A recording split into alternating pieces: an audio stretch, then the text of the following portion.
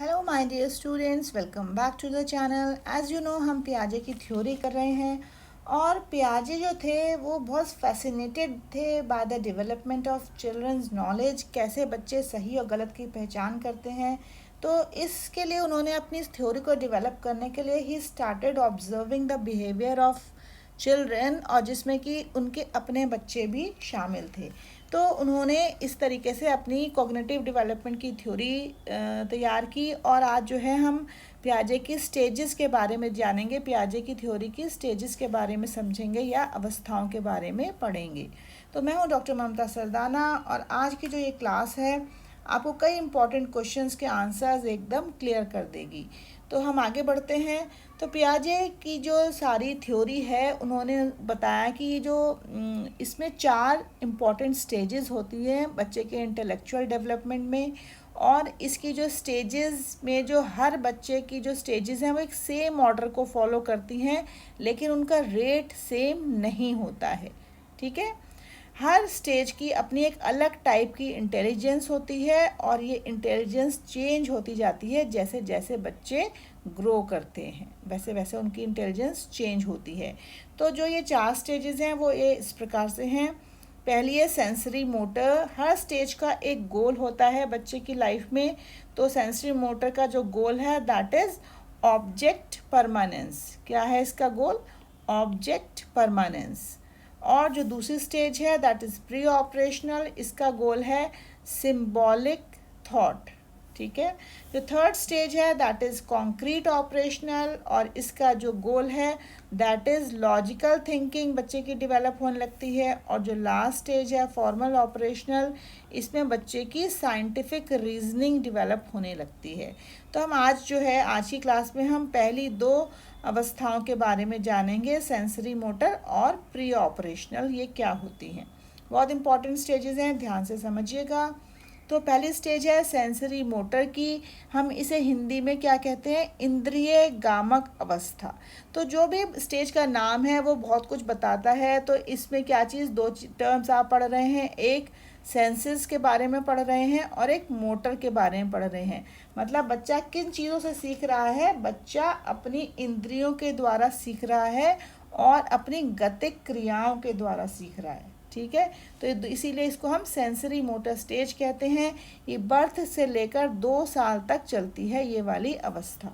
ठीक है, आप सभी जानते हैं कि जो एक बच्चा होता है वो कुछ रिफ्लेक्सेस के साथ बॉर्न होता है। मतलब कुछ उसमें जो चीज़ें हैं वो ऑटोमेटिक शामिल होती हैं जिन्हें हम रिफ्लेक्स एक्शंस कहते हैं। ठीक है, और ये रिफ्लेक्स एक्शंस को हम हिंदी में कहते हैं स्वाभाविक क्रियाएं। तो बच्चे में कुछ क्रियाएं स्वाभाविक तौर पर पाई जाती हैं, जैसे कि मैंने यहाँ पे लिखा हुआ है, जैसे कि देखना, शक करना, पकड़ना चीज़ों को, सुनना, फील करना।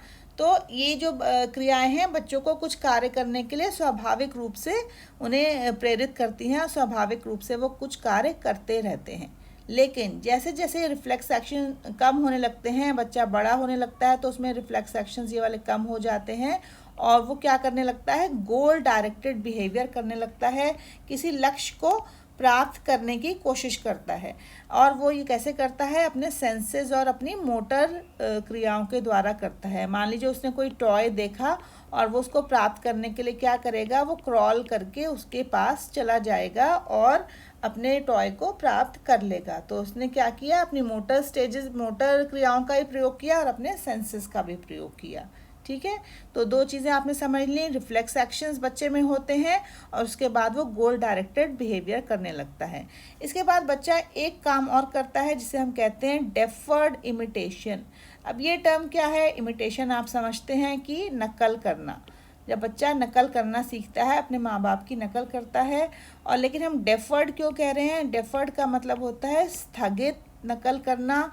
स्थगित हम क्यों कह रहे हैं? क्योंकि इसका अर्थ है कि बच्चा जो है आफ्टर फ्यू डेज, मतलब उसने कुछ क्रियाएं अपने पेरेंट्स की देखी, उसने कुछ दिनों के बाद या फिर कुछ घंटों के बाद उस चीज़ को अगर रिपीट किया है, ठीक है, वो उस चीज़ को रिपीट जब करता है तब हम उसे कहते हैं कि उसने डेफर्ड इमिटेशन किया या उसने अपने पेरेंट्स की नकल करी। समझ गए आप? वो इसका मतलब, इसका मेन इसका मुद्दा क्या हुआ, इसका मतलब बच्चे में कुछ मेमोरी डेवलप होने लगी है और उस मेमोरी के आधार पे उसने उन चीज़ों को याद रखा और फिर उसने जब भी उसको मौका लगा, उसको समझ में आया, उसने उन चीज़ों को रिपीट कर दिया। तो इसको हम कहते हैं डेफर्ड इमिटेशन। ये भी सेंसरी मोटर स्टेज की एक इम्पॉर्टेंट पॉइंट है जो पूछा जाता है क्वेश्चंस में। इसके बाद एक और इम्पॉर्टेंट पॉइंट आता है ऑब्जेक्ट परमानेंस। इसको हम हिंदी में कहते हैं वस्तु स्थायित्व। अब वस्तु स्थायित्व क्या चीज़ होती है? अगर आप किसी छोटे से बच्चे को देखें, हम उसको कोई चीज़ दिखाते हैं और फिर उसे छिपा देते हैं, तो वो उस बच्चा कभी भी उसे ढूंढने का प्रयास नहीं करता। उसे लगता है कि वो चीज़ है ही नहीं। लेकिन जब वो थोड़ा बड़ा होने लगता है, मतलब जब वो एज 2 के आसपास पहुंचने लगता है, या मतलब बर्थ से और 1.5 साल की उम्र में उसमें ऑब्जेक्ट परमानेंस की जो चीज़ है वो डेवलप होने लगती है। इसका अर्थ है कि अगर आपने कोई टॉय बच्चे को दिखाया और उसके बाद आपने उसको हाइड कर दिया, मतलब छिपा दिया, तो वो क्या करेगा, वो उसे ट्राई करेगा बच्चा ढूंढने के लिए, है ना। वो उसको प्रयास करेगा, वो कोशिश करेगा कि ये टॉय गायब नहीं हुआ है, ये कहीं आपने छिपा दिया है। इसका मतलब जो पहले तो समझता था कि वस्तु है ही नहीं, लेकिन उसके बाद उसे समझ में आ गया कि वस्तु है और वो उसको ढूंढने का प्रयास करता है। तो हम इस प्रक्रिया को कहते हैं ऑब्जेक्ट परमानेंस। ये उसके दिमाग में ये इतना इंटेलिजेंस उसके पास आ गई है कि वो समझ गया है कि out of sight out of mind नहीं है। अगर सामने चीज़ नहीं है तो भी उसका उस वस्तु का अस्तित्व है। ठीक है, तो ये सेंसरी मोटर स्टेजेस के कुछ इंपॉर्टेंट पॉइंट्स हैं जिन पे बेस्ड क्वेश्चंस आपको एग्जाम में देखने को मिल जाएंगे। हम आगे बढ़ते हैं। जो दूसरी स्टेज है, हम इसको कह रहे हैं प्री ऑपरेशनल स्टेज। इसे हम हिंदी में कहते हैं पूर्व संक्रियात्मक अवस्था। ठीक है, तो यहाँ का जो इसमें जो इम्पोर्टेंट चीज़ें हैं वो मैं आपको इम्पोर्टेंट पॉइंट्स, इसको मैंने फिर से टेबुलर फॉर्म में बनाया है। और टेबुलर मैं आपको बार बार इसलिए कहती हूँ कि मेरी जो भी क्लासेस हैं वो आपको सिंपल लैंग्वेज में समझाने के लिए बनाई गई हैं, इसलिए मैं टेबुलर फॉर्म में देती हूँ। बस आपको इसे क्या करना है, आपको इनको रिवाइज़ करना है। जब आप बार बार इसको रिवाइज करेंगे तो आप इसे आसानी से याद रख पाएंगे। ठीक है, आपको आसानी से ये चीज़ें लर्न हो जाएंगी। तो आप इसीलिए मैं आपके लिए सिंपल बनाने के लिए इन्हें टेबुलर फॉर्म में बनाती हूँ। तो देखिए, अब ये जो आपको मैं प्री ऑपरेशनल स्टेज के बारे में बता रही हूँ, ये 2 से लेकर 7 साल की अवस्था है जो बच्चे की कहलाती है प्री ऑपरेशनल। और इसमें बच्चा क्या कर रहा है, उसकी भाषा का विकास होने लगता है। ठीक है, he gradually develops use of language and ability to think in symbolic form. Symbolic form क्या मतलब होता है, मतलब प्रतीकात्मक रूप से बच्चा जो है वो चिंतन करने लगता है या चीज़ों को याद रखने की कोशिश करता है। अब सिंबॉलिक फॉर्म कैसे होती है, देखिए मैंने यहाँ पे एक चीज़ लिखी हुई है, प्रिटेंड प्ले। मतलब वो प्रिटेंड करता है, वो ऐसा कोशिश करता है कि ऐसा हो रहा है, एक्चुअली में ऐसा है नहीं, बट वो सिंबॉलिक फॉर्म में क्योंकि चीज़ों को समझने लगा है प्रतीकों के रूप में। तो आपको मैं एग्जांपल दिस इसमें बताती हूँ कि जैसे उसने क्या किया, आर्म्स बिकम्स एरोप्लेन विंग्स। देखो क्या होता है, जैसे आपने देखा होगा बच्चे अपने दोनों बाहें फैलाते हैं और कहते हैं कि मैं तो एरोप्लेन हूँ, और जूम करके भागते हैं इधर से उधर। ठीक है, तो उसने क्या माना, उसने ये सिंबल माना कि जो उसकी आर्म्स हैं वो एरोप्लेन के विंग्स की तरीके से हैं। या फिर उसके पास कोई स्टिक है, कोई छड़ी है, तो उसने उसको स्वॉर्ड बना लिया, उसने उसको तलवार का रूप दे दिया कि भाई मैं ये तलवार है और मैं लड़ाई कर रहा हूँ। तो उसने सिंबॉलिक फॉर्म में चीज़ों को समझना शुरू कर दिया। ठीक है, एक तो उसने भाषा का विकास किया और दूसरी चीज़ उसने क्या करी, सिंबॉलिक फॉर्म में चीज़ों को, प्रतीकात्मक रूप में चीज़ों को समझना शुरू किया। तो ठीक है, तो आप ये दोनों टर्म्स याद रखेंगे, लैंग्वेज एंड सिंबॉलिक फॉर्म। इसके बाद एक और पॉइंट आता है, इसमें मैंने लिखा है ट्रांसडक्टिव रीजनिंग।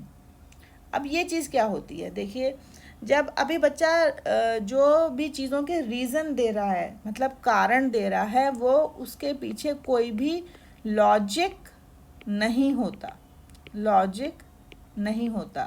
तो एक बहुत आपने शायद पढ़ा भी होगा कहीं एग्जाम्पल की, पियाजे ने अपनी बेटी के लिए कहा कि भाई मुझे दोपहर में अभी दोपहर नहीं हुई, अभी आफ्टरनून नहीं है, क्योंकि मैं सोई ही नहीं। वो दोपहर दोपहर में सोती होगी तो उसे लगा कि मैं सोई नहीं, तो इसका मतलब दोपहर ही नहीं हुई। तो इसमें कोई लॉजिक नहीं था इस बात में।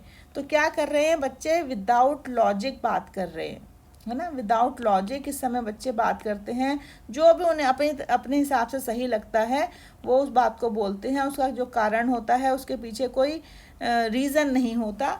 तो मतलब जब विदाउट रीज़न बच्चे बात कर रहे हैं, हम उसे कहते हैं ट्रांसडक्टिव रीजनिंग। इस चीज़ को हम क्या कहते हैं, ट्रांसडक्टिव रीजनिंग, मतलब बिना लॉजिक के बात करना।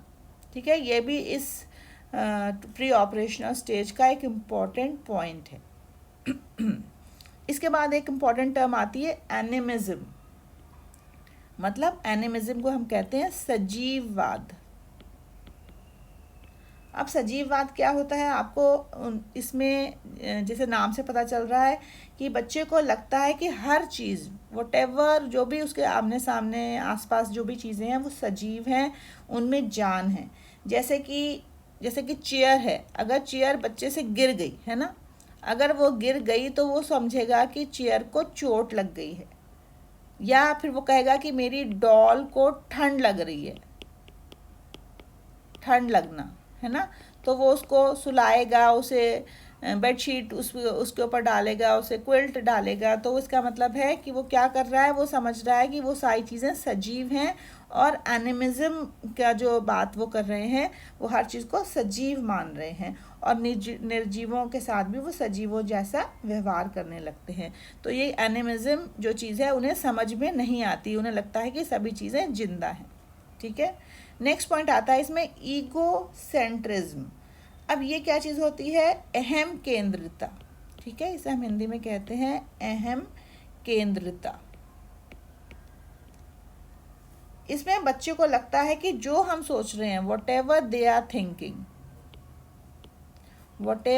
are thinking is correct।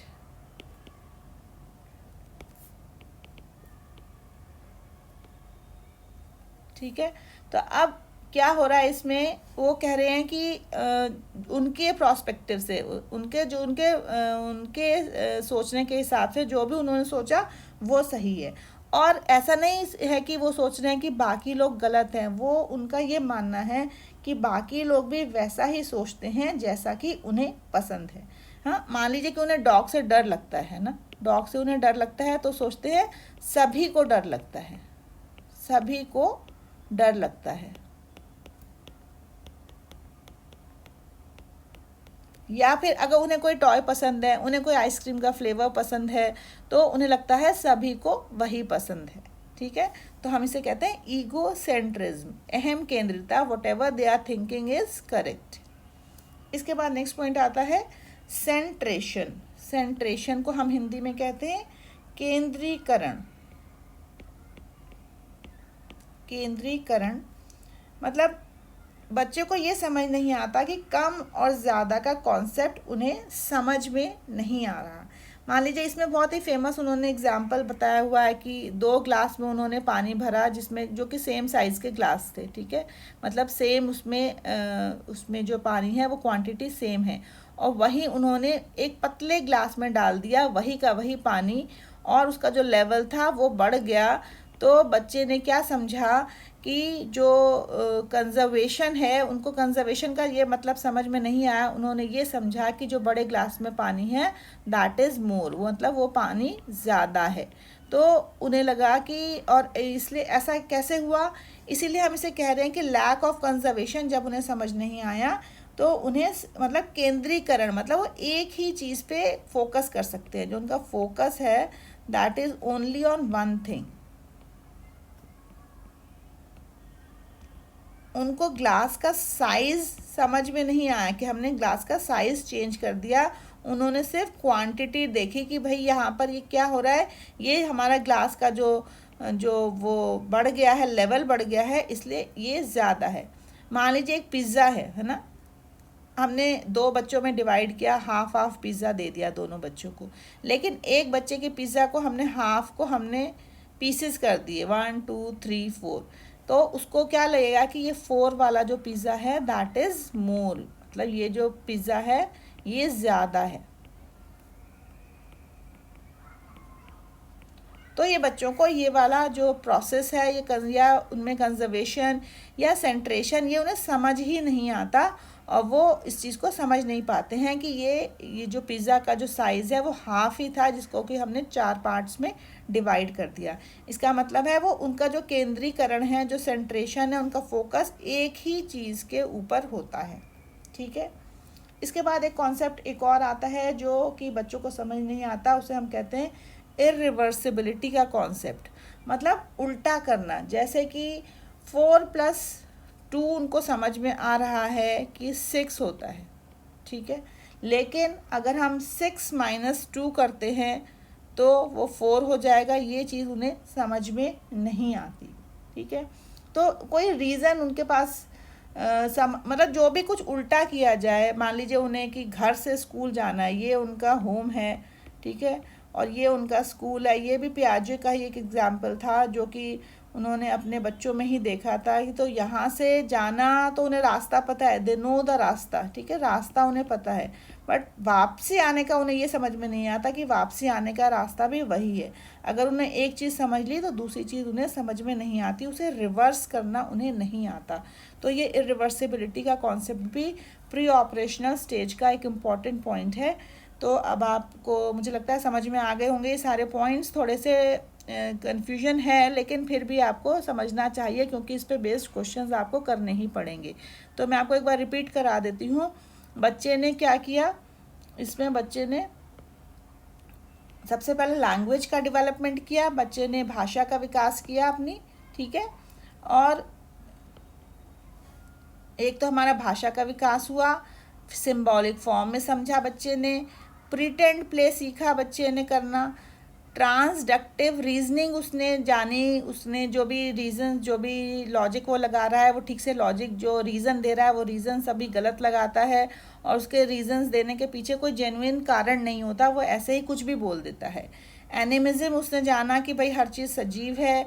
उसने ईगो सेंट्रिज्म जाना कि जो कुछ भी वो समझते हैं दूसरे भी उसी चीज़ को अप्लाई करते हैं, दूसरे भी उसी चीज़ को करेक्ट मानते हैं। फिर जो सेंट्रेशन की बात उन्होंने करी कि वो एक ही चीज़ पे फोकस कर पाते हैं एट ए टाइम, और इरिवर्सिबिलिटी की उन्होंने बात करी कि वो रिवर्स करना नहीं जानते, कि जो चीज़ एक तरफ से सही हो सकती है वो उल्टे तरफ से भी उसको हम सही कर सकते हैं, ऐसा वो नहीं मानते। तो ये प्री ऑपरेशनल स्टेज के पॉइंट्स हैं जो कि बहुत इम्पॉर्टेंट हैं, और आपके जो क्वेश्चंस हैं इस पे काफ़ी सारे आ जाते हैं। तो ये 2 स्टेजेस हमने आज की क्लास में समझी, और बाकी की जो 2 स्टेजेस हैं वो हम दूसरी क्लास में, नेक्स्ट वाली क्लास में करेंगे, नेक्स्ट क्लास में अपनी। तो मैं जल्दी ही वो अपनी क्लास डाल दूँगी, आप उसको देखिएगा। तो अगर आपको मेरी ये जो क्लास है वो समझ में आई है तो प्लीज़ इसे सब्सक्राइब करिए और इसको लाइक भी करिए और शेयर करिए, तो मुझे अच्छा लगेगा थोड़ा सा। तो thank you so much for watching my class. I hope आपको समझ में आया होगा, और अगर आपको कहीं पे कुछ क्लैरिटी नहीं आई है तो आप मुझसे कमेंट करके मुझसे आप पूछ सकते हैं। तो thank you so much, bye bye, धन्यवाद।